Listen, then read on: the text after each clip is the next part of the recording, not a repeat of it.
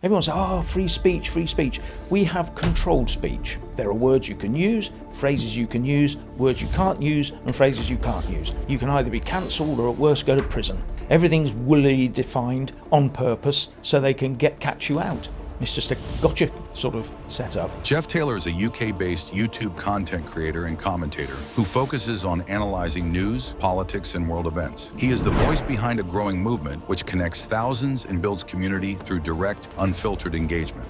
You have to have a strong society that understands and loves the country. Because if you go to war, war is a total thing. It's not, oh, the soldiers go out. Everybody's involved. Every year, the birth rate is below replacement. So when people say, oh, we need British doctors trained in Britain, you can't if you haven't had the babies 20 years ago to train today. And when it's at those sorts of levels, the population starts dropping, but not at the top end, at the bottom end, where they're young. So in 20 years' time, you've got too few taxpayers. If you don't have enough babies, you won't have enough workers, therefore you must make moves to import people to do those jobs. The judge should be totally colourblind and religious blind and all the rest of it. You've broken the law, this, and I'm going to send you down for that. The only human rights that you have, or I have, are ones that I personally can 100% protect. That's it. If you have to rely on other people who may or may not step in, where are your rights? What are your rights? The two ships' hulls were doing this all the time, almost touching. They were that close, with the waves. So you just timed your jump and you jumped across. The whole point about the military is you do these really outlandish things, but you're doing them all the time. So it's just normal. Join the military, it's great fun. Hello, and welcome to this edition of the Jolly Heretic on Tour. I am in London, and I have a very special guest for you today, and that is a fellow YouTuber whom you might have heard of, and campaigner, Mr. Jeff Taylor. Jeff, hello. Hello there. And thank you for having me on your show. Hello there. So, shall we talk in a staccato fashion? Absolutely. Things that have been. Why do you? If you've not seen Jeff's videos, he does present them in a staccato fashion. Why do you present them in a staccato fashion, Jeff? Well, I try to enunciate my words properly because I know that there's a text reader, speech to text for YouTube, and also it's my demographic listeners tend to be at the upper end of the age bracket, and they're the hard of hearing, so they need the words to be articulated, and so I do try to enunciate them better than I would normally. I remember when I started my channel, which was 2019, I thought I should have a catchphrase, and somehow hello, which I probably got from the laughing policeman or something, I don't know, seemed like a good idea. Did you think the same way, that you should have a catchphrase? Well, it just sort of happened. I sat in front of the camera and I thought, well, how do I start this? And a friend of mine had just said, hello there. And I thought, well, that seems fair enough. So I just said, hello there, with a big smile. And then you go into a scowl, you sort of go like this because you're delivering serious sort of. So it just stuck. In fact, there was one video I did where I was so angry, I forgot to say hello there. And the comments underneath. That has happened to me. Yes. That has happened to me. I've been I think it was when it was the riots. Yeah. And Keir Starmer's reaction to it. And I was genuinely furious, and it came across. And I just went straight into it. Yeah. And then you get a right rollicking online for, where's your hello there? Where is it? So they expect you to always stick. And it's like the red curtain I have as well. I thought, I'll change this round. What I'll do is I'll try a purple one. Another rollicking, never changed the red curtain since. They like the reassuring presence and the permanence and the lack of change, like an Orthodox church. Yes. Okay, now obviously I've watched quite a few of your videos. We know what you talk. Hopefully, if you're not familiar with them, go and have a look. Jeff talks about the pertinent issues of our time, mass immigration and whatever. And you're also involved campaigning, aren't you, with sort of Tommy and people? Yes, like that? I never used to campaign. In fact, I was almost apolitical, I would have thought. I lent towards the Tories, sort of safe pair of hands, look after the economy like they once had a reputation for doing. And one day I just heard David Cameron stand up and say, we don't need a referendum. We know what's best for the people. We're not going to have a referendum on leaving the EU. So I straight away went online and signed up for UKIP and became a campaigner. When was that? That was 2013, February 2013. And your channel started in 2009, didn't it? Oh yeah, but that was just mucking around. So I never really did much with it until one day, because I ran a blog, a written blog at the time, which is now it's finished. We don't use it anymore. A long time ago, and I suddenly realised that the few videos that I had made were actually earning a little bit of money, a bit more per 1,000 views or whatever you want to call it, than the blog was. And I thought, I'm missing a trick here, and started sort of putting up more regular videos just to see what happened. And I was very lucky to get, I was already monetized because the rules were different in those days. You didn't have to rack up loads of hours and they just sort of invited you and you just got monetized. It's far easier back then. But I tripped over the monetization rules nicely just as they brought the rules in. And it was around about the time of the great referendum, when they were trying to reverse the referendum, so straight after 2016, when I saw the politicians are doing, House of Lords, the media, and I thought, I've got to do something. So I started putting up a short video every single day on Brexit, and what they were doing to try and reverse it, because I was very angry about that. So I just that's how it all really started for me. In a big way. And so then how did it become more kind of involved with other figures and campaigning? Because I first met you at Parliament Square last year at Tommy's film showing. Yeah. So how did you end up getting more and more involved with other fellow travellers? I don't know, really. It sort of just came about because I thought that I was in my bubble. I live in Dorset, which is miles away from the centre in London, and I thought I've got to start going to London and start engaging with these things. So I started doing things like the ULEZ. I went to a few of those, the anti-lockdown stuff and all that sort of stuff. I was involved in that. But basically, I just looked at anything, and I thought if I thought it was twisted the wrong way, I would campaign on it. And one of these is, as you say, is Tommy. I mean, he's not perfect by any means. Tommy Robinson is not perfect, but I've met him, and he's got a heart of gold when it comes to the country. He really has. And when he's talking about these things, it's not about him. He doesn't talk about himself. He talks about what he can do and what he's going to do to help the country and help people. Because if you look at his past, he's actually done quite a lot of things for people who've been forgotten by society. He bought an electric wheelchair for one young kid. And things like that raises money for these sorts of things. And you go to a rally and they pass buckets around so that they can, for specific things, to try and raise money for the victims of the groomers and all the rest of it. Mm-hmm. So, I look at this and I think, well, okay, on a balance, he's done a few stupid things, but on a balance, he's sort of on the right side, I would say, rather than the wrong. And this whole sentence of 18 months reduced to 9 for showing a film, okay, yes, contempt of court, that is a serious thing. If you show contempt of court and you get away with it, more people become contemptuous of court. But it works both ways. You can't have a court that's contemptuous of the people. And we seem to be straying a little bit into that sort of territory with the way that they treated the far-right rioters, as it were. I think they overstepped the mark. I think Yvette Cooper was almost committing contempt of court herself by telling everybody, oh, we're going to arrest those people, and their pictures up and everything. These people hadn't even been to court yet. We're going to throw them in prison. We're going to... Yeah, it's pressure in the judiciary to say that you will be tried and you will be found guilty and you will go to prison. That's the judge's discretion. Whether they're found guilty should be a matter for the jury. That is interfering with the system. It was unbelievable. Yes, it is. And there's one thing that you keep hearing about the judiciary. They were the first people to claim in the country, they will always claim, we are independent. That's what they tell you, that we are independent. I didn't see much independence when Keir Starmer turned round and basically ordered them to lock these people up for as long as possible.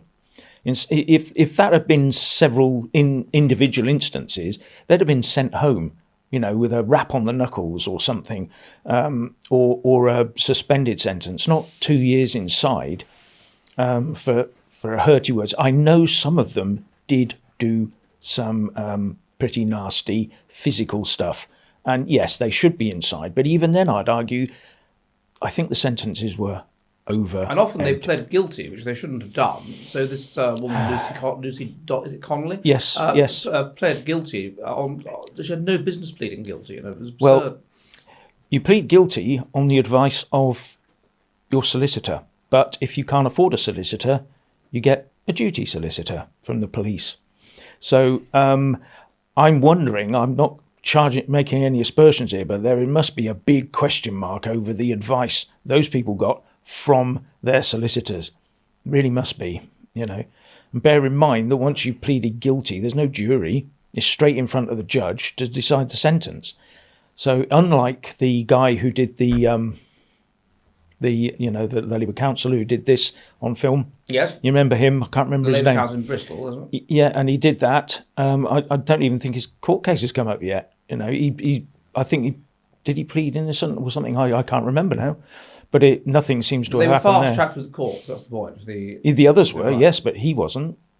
Yeah. So why not? And of course, that to be a KC, these days, you have, and therefore indirectly to be a judge, you have to show commitment on your application to be a KC to multiculturalism and show that you've helped make it. So you're basically biasing it in favour of left-wing judges. Yes, and then you also find those same sort of people arrive on places like sentencing councils, so that they then decide that, if you're like me, then you don't get any help at all. But so, yeah, it's a two-tier system, and it's growing. We need to really, there should just be a one-tier system. You go in front of the judge, and the judge should be totally colourblind and religious blind and all the rest of it. You've broken the law, and I'm going to send you down for that. Judges should be politically neutral, and they shouldn't be members of political parties. And if you're supporting multiculturalism, that's a political statement. It is. So you're not politically neutral. Yeah. So the impartiality of the judiciary is gone. Yeah. But worse than that, I have a friend, for example, who's a barrister, and he's thinking of applying to become a KC. And he was thinking, what are you supposed to do to get this experience promoting multiculturalism? Yeah. And they all find some way of some form of words, something they can put on the application. So to some extent, they don't mean it, and it's window dressing. But they shouldn't have to do it. No. But then it gets sort of filtered through the whole system. They get used to doing it.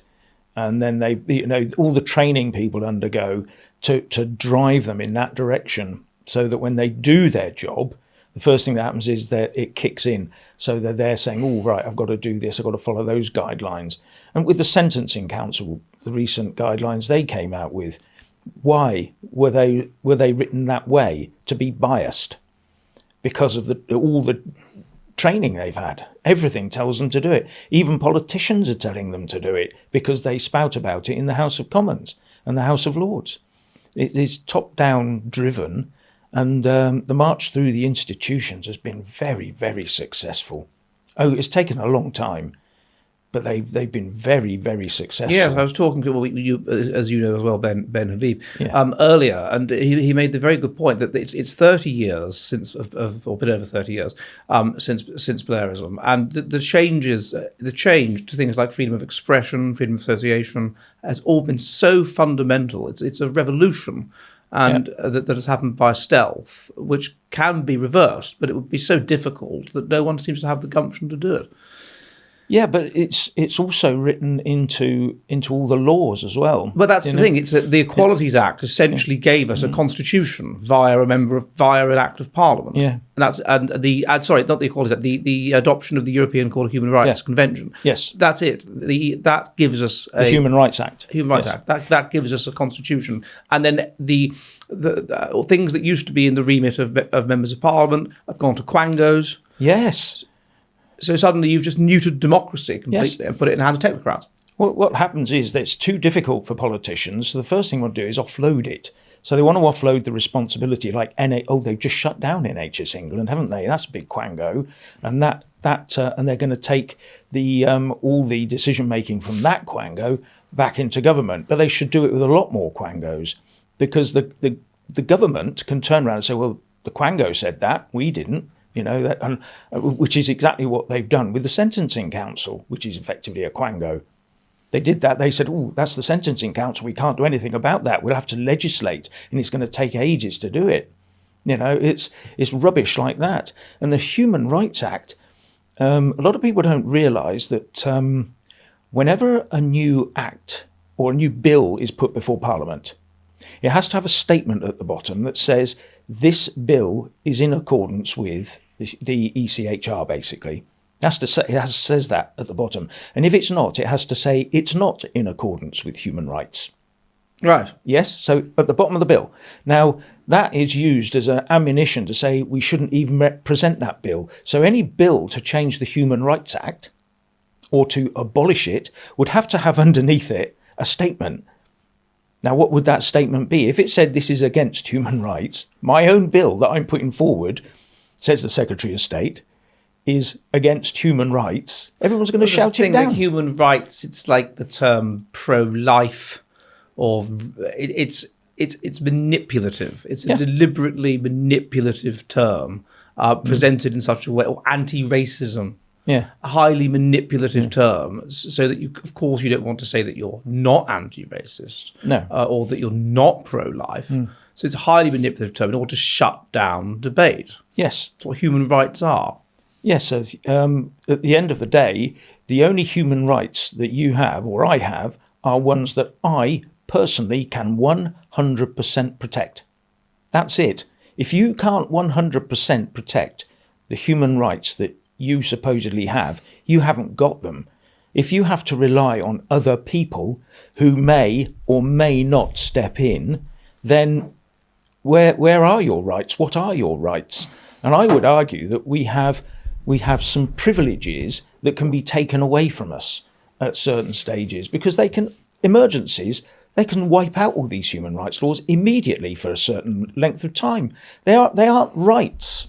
And we need to sort of understand that. It's like the right to free speech. Everyone says, oh, free speech, free speech. We have controlled speech in this country. Controlled. There are words you can use, phrases you can use, words you can't use, and phrases you can't use. And that's it. So if you try to stray outside that box, you can either be cancelled or at worst go to prison. So we don't have free speech. Now, how much you restrict that speech is the real issue. That's the real issue. Not free speech or no free speech. I think even worse is there's how much it's restricted in law, and there's how much it's de facto restricted. Yes. And if you can lose your job and the government doesn't step in and protect you because of things you've said, then that is essentially an example of you not really having free speech. Correct. So if you can lose your job for campaigning for a certain political party, let's say, and the government doesn't stop that, then you don't have the freedom really to campaign for that political party. Especially if that political party is actually on the Electoral Commission roll.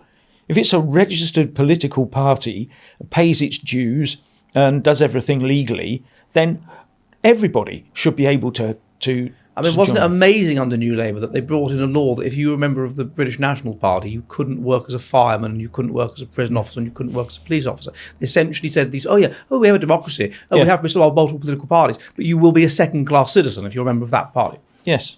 They either ban the party or don't, and do it properly. These are the sorts of things that we really do need to sort out in this country. We're going around, it's all woolly, everything's woolly defined on purpose so they can catch you out. It's just a gotcha sort of setup, and it gotchas a lot of people. And they want you to they want you to be caught out. It's like political speed cameras. Yes. The purpose of speed cameras, near where I live in northern Finland, is you go through this little municipality called EIIE. They don't make much money. It's just farmers and whatever. So they think, how can we make money? We'll put as many speed cameras as possible in as many places as possible and make it difficult for you if you're going at 70 kilometers an hour to get down to 50 in time. So we can make money. That's part of it. It's ways to catch you out. Yes. Bloody hate speed cameras. Do you drive? Oh, I do drive, yes. Yeah, I drive and I got a motorbike as well. So my dad he was going at 20 5 miles an hour in a 20 mile an hour zone. It's very hard to drive at 20 miles an hour. I mean, you might as well walk. Yeah. And he's to avoid a fine, he has to go on an online course about speeding and safety. Yeah. And he's 72 years old. Yeah. It's absolutely ridiculous. You can't drive at 20 miles an hour. I know. It's in fact, it's more dangerous as far as I'm concerned because I'm constantly looking at the speedo because your brain is telling you all the time when you're driving. Generally, for most people, it's saying, I can drive safely on this road at this speed. And when you feel uncomfortable, you slow down. That's how it works. It's a risk factor in your own head. So if I was just to drive through London, in some places I'll be going at 10 miles an hour because my brain is telling me that. Other places I'll be doing 30 because it's safe to do so. But what we're being told is, no, your brain is just defective in this manner. You must drive right down there.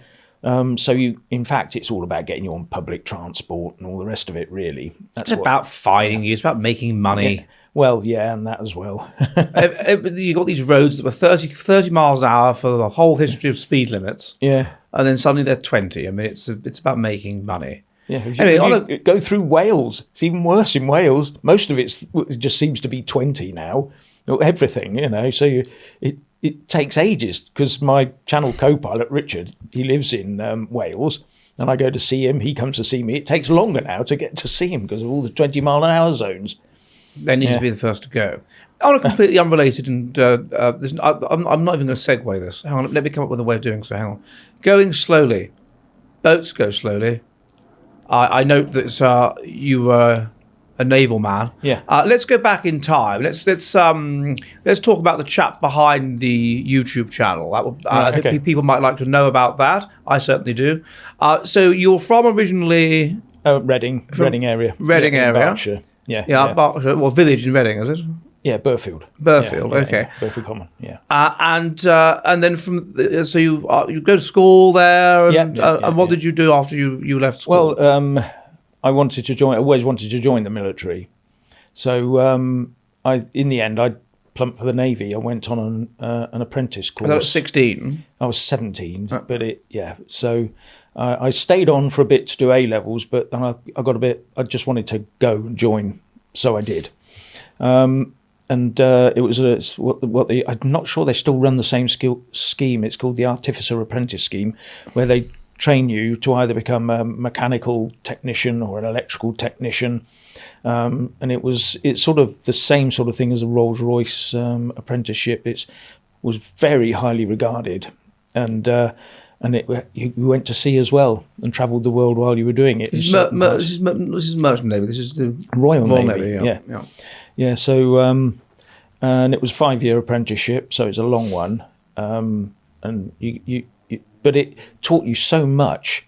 The Royal Navy and the Armed Forces taught me so much about sort of self-discipline, reining yourself in a bit, except on weekends.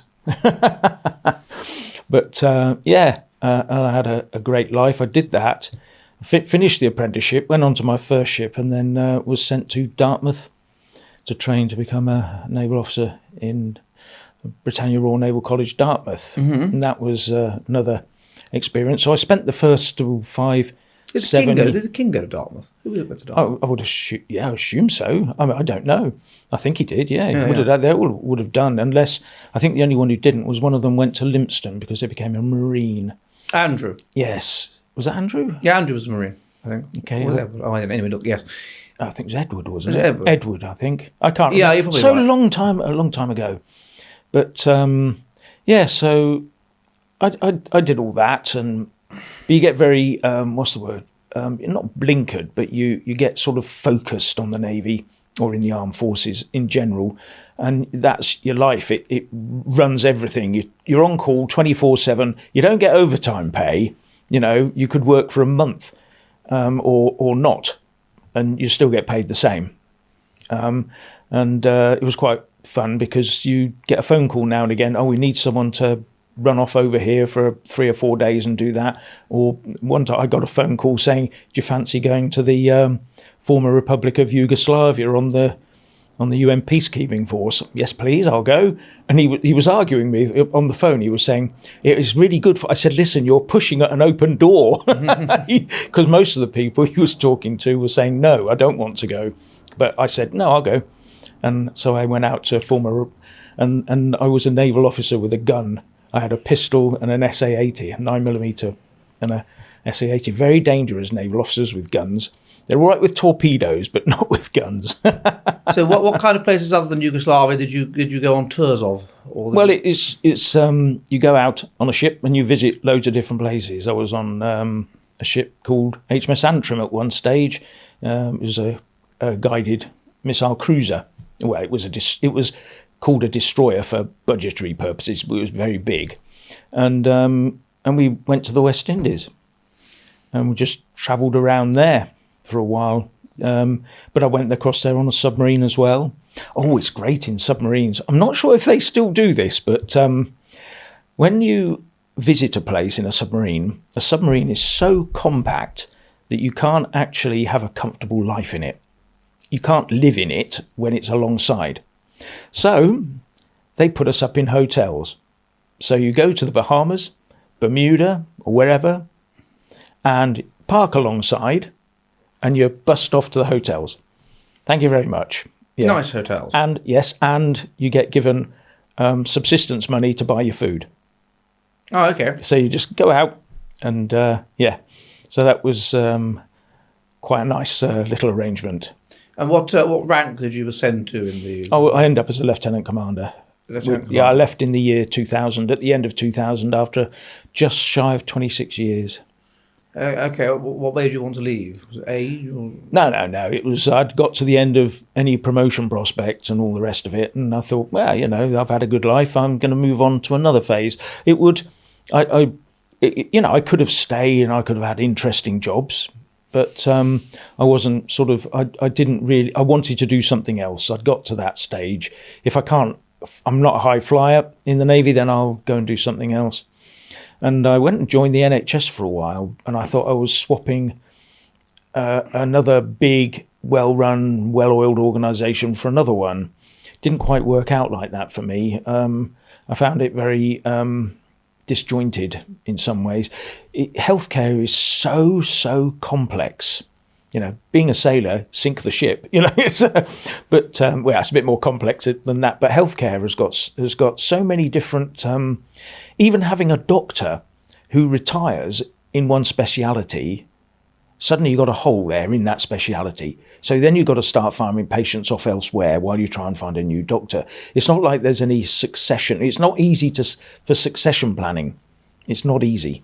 And then that goes for, and suddenly you find that some nurses leave and you've got to get bank nurses in at high cost. That hits the budget.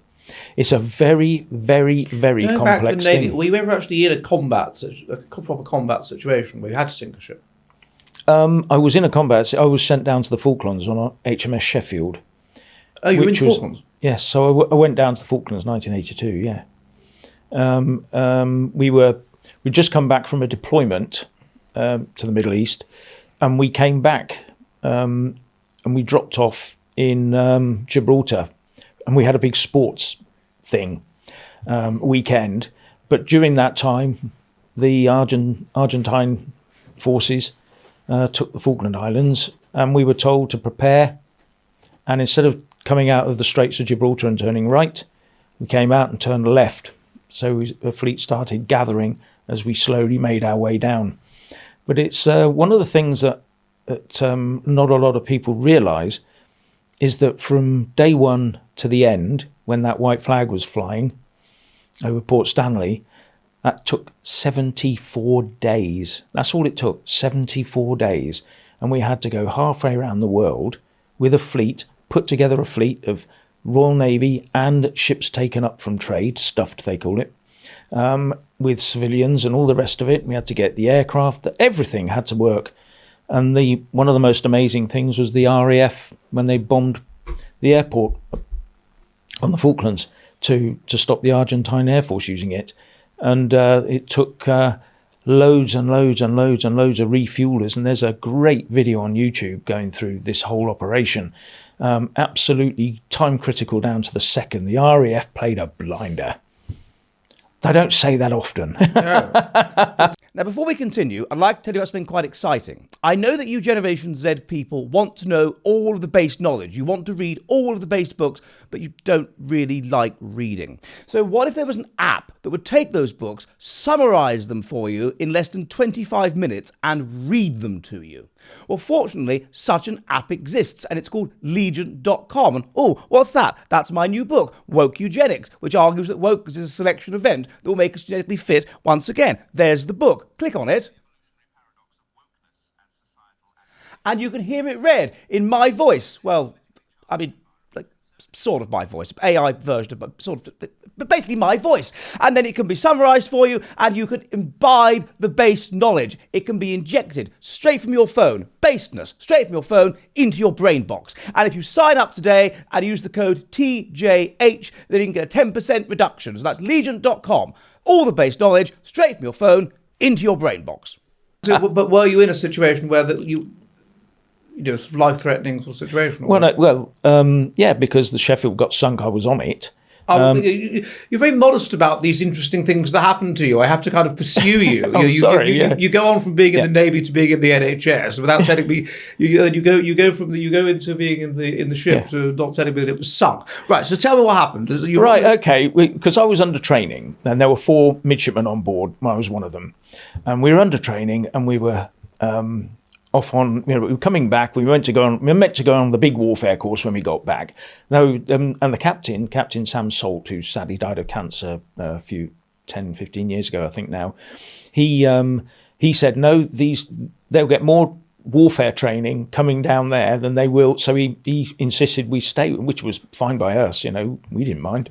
We thought it was great going down, but it's when you get down there and we were the first to be hit.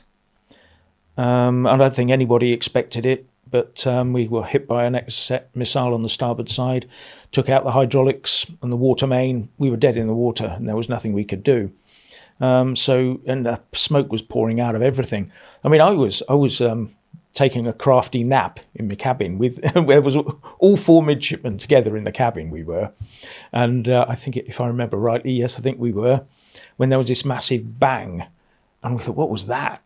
And looked out. I poked my head out the cabin door, and there was smoke already coming out from one of the hatches. It was just smoke was pouring out. So I just ran straight up to the bridge, which was my emergency station. But there was no one there because as soon as it hit, they lost control from the bridge, so they had to go to the secondary bridge. But there was so much smoke, and they couldn't do anything. No one could talk to anybody. So it was very, very difficult. And what happened? Right. Then 2 ships came alongside. HMS Arrow came on the port side, which I jumped onto with a load of others because that was upwind. So just up breeze. So what did you do? You put a gangplank between them? No. It was quite hairy, I would say, because we were stationary in the water. So they had to come alongside and stop with us. Now, the ship, the Sheffield, could have gone up, could have just bang, which it didn't. It could have done. No one knew if it would or wouldn't. And Arrow came alongside, and it's very difficult to explain. The 2 ships' hulls were doing this all the time, almost touching. They were that close, with the waves. So you just timed your jump and you jumped across. But just before I went, the navigator of the ship, he jumped across, but slipped. And he grabbed hold of the handrail on the Arrow, and his legs were dangling down. And just then, this happened. Came in, and I was 10 yards away. There was nothing I could do. And he was crushed? No. Then it pulled apart. Oh.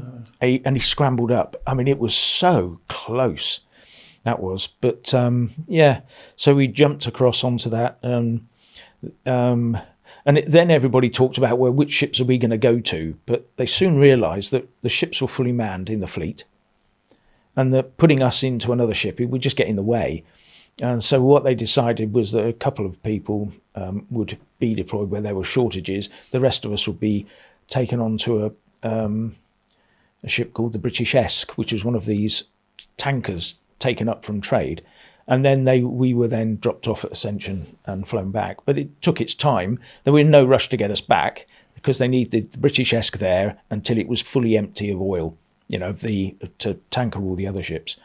So that finished, and that was a civilian ship that was adapted quickly for refueling ships at sea. Wow. Yeah, it's and I've had a few other things. Well, I'll tell you a couple of things. Surfacing at the North Pole in a nuclear submarine, done that. These are the things that the military do, and as you said, I do treat it as matter of fact. You had to be a separately trained submariner. Yes. So you are that as well. Yes. Okay. So the whole point about the military is you do these really outlandish things, but you're doing them all the time. So it's just normal. And when you talk to people about it, they're sort of shocked that you've actually done that sort of thing. One of the things, part of the training was in Portland Bill, we used to have a naval base there. And that's where Dorset. Yeah, South Dorset. And they used to have a naval base there which did the warfare training at sea. So you'd have a big exercise to the south of Dorset, in the sea, and everything, all the ships buzzing around, aeroplanes and submarines, when we used to have a load of ships, submarines and aeroplanes. And they were, so you're exercising off the coast there. And one of the things, I was sent to Yeovil, sat in, what were the Hawker Hunters, they used to use, jets, and sat in the passenger seat. And we were sent out to bomb the fleet, or pretend to be low-flying missiles. And at one stage, I was sat there and I was in this thing, and there's a thing called a 90-90 seat. It's an ejector seat, and they have to arm it, and they say the seat is now armed. If you touch anything, it will go whoosh. The trouble is you have to be at 90 feet or 90 knots going forward to have enough speed for you to reach the ground safely. If you were to let one of these things off while you're sat still on the ground, it will take you up and plonk you dead on the ground in a heap. So you sat there very carefully with this, because, anyway, we took off, and the pilot sort of, some stage, as we got out to sea, he said, right, you have control. All right, okay. And he said, I want you to take you down. And he made me come right down until I thought the waves were going to, he said, there, keep it there. And as I was like this, rabbit in the head, charging towards these ships. And I kept trying to edge the stick up, to bring the nose up, to bring us up to a sensible height. And he just went like that with a joystick. So what vehicle are you in? No, this was in the Hawker Hunter jet. In a jet, yeah. Exactly. I was, yeah. Right, so you also trained to fly? No. This was just to give you an experience of what it's like. Right. And those are the sorts of things we used to do. Okay. Then he said, just keep going at the ship, keep going up the ships. And he told me when to lift, to miss them, because otherwise I'd have gone straight through the side. It was... And then when we came back, there were two of them, and there was a friend of mine as a passenger in the other jet doing the same sort of thing. And we turned back towards Yeovil. Did we land there? I can't remember now. But we headed back, and it started getting very cloudy and foggy. And I thought, oh, right, so we'll have to separate so that radar can bring us in. No. They got together. So that one wingtip was there, right next to me. I was sort of, what? Because then they can see each other. And Was there two of you in the plane? There was the pilot, and myself in the co-pilot seat as such. Right. Yeah, it was a trainer type thing. And, it was... interesting. And then they landed in tandem on the same runway, like that, side by side. So before you were in the Falklands, you were in the Middle East, you said? Yeah, that was a bit of that was just a journey, a deployment in them, yeah. To do what? What do they send the Royal Navy in to do in these places? Show the flag, be there. It's all about, sea lanes and projecting soft power defence, all that sort of thing. And we had interest. We used to have the Chagos Islands, remember? Yeah, things like. I think we stopped off there. If I remember rightly. Can't remember now. So long ago. I just don't think about these things so much now. So this was the 80s that you were in the... Yeah. I joined the Navy. 2000. I joined the Navy in 1975, and I left in the year 2000. The beginning of 75 and in the end of 2000. Right. Okay. Yeah. So you weren't in Northern Ireland or anything like that? No, You were too young for that. No, I was. Well, no, younger people than me would have gone there. Yeah, no. The Navy did have a presence there, patrolling the coast between the north and south, to see if they could catch any gun runners and things like that. We used to have one of those. That's a long time ago. I'm not sure they do that anymore. I don't think they do. But to be so, and if I had been selected for some reason to go, in fact, it was almost impossible, because as soon as I became a submariner, that was it, especially nuclear, because they don't want you falling into the wrong hands for obvious reasons, because we used to do a long, sort of a 3-month nuclear engineering course. How does a nuclear submarine work? Yeah, that's one of the things that people may not realise, that to become a submariner, you actually have to do a load of courses before you even set a foot inside one. And then you have to learn the submarine inside out, every pipe, every nozzle, every latch, everything. All about the hydraulics, all about the air, all about the periscopes, everything. And you're tested on it. And it's and you have to pass all these tests. It's quite rigorous. And one of the things you had to do back then, and I'm not sure it happens now, because I think it used to take place in HMS Dolphin. There was a big 100-metre high tower full of water, and it had 3 entry points. One at 10 metres. Sorry, it was 30 metres, 100 feet, 30 metres. So it had a 10-metre entry point, 20-metre entry point, and a 30-metre entry point. So you could practice escaping from a submarine in an emergency. And how would you do it?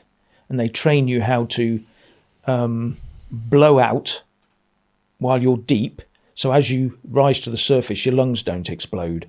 So they take you all through all of this, and the mechanics of an escape chamber and all the rest of it. And that, What's an escape chamber? It's... In every submarine, there is usually fore and aft.